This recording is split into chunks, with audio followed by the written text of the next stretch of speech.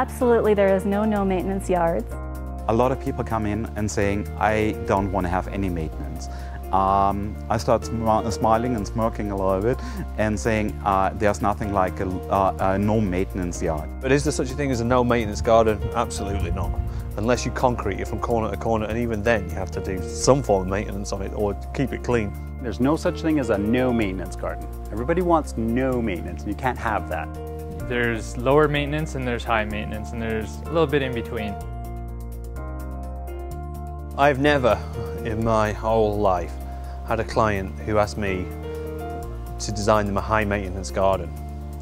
Everybody I've ever had, that one of their prerequisites is a minimal amount of maintenance required in the garden.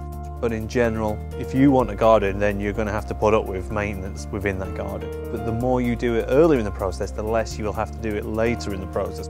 The first 3 years should be sort of a medium maintenance, because in the first 3 years is when things are establishing, and you should have the expectation that you will be looking after your yard for an hour every week for the first 3 years.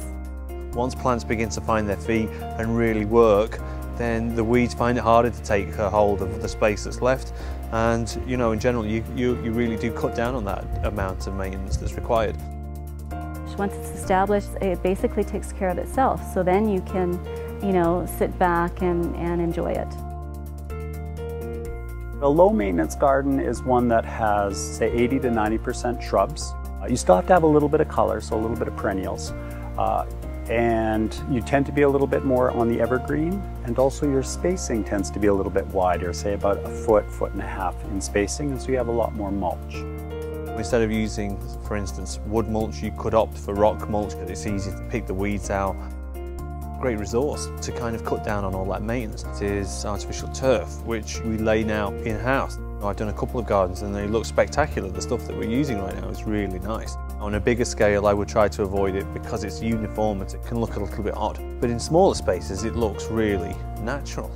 For a high maintenance yard, you'd be looking, probably working in your yard every day, if not 4+ days a week. When you get a higher maintenance garden, you get more color, you get a lot more variety in textures. As well, you can have more timing, so you have a little bit more variety where you have a new color every 2 weeks, every 3 weeks, you get change. But with that, then you have to do some more work. High maintenance, though, is only 3 or 4 hours a week. That's a high maintenance yard.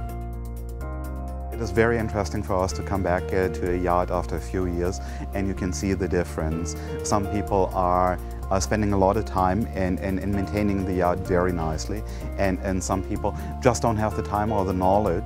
If you're uncertain about it, please feel free to give us a call back after we finish your project. We will help you out. You're always going to want that garden to look nice. You're always going to have to work at it. It has to be a labour of love. There's no way around it. We can do what we can to minimise it. But you've got to do some work, whether you like it or not.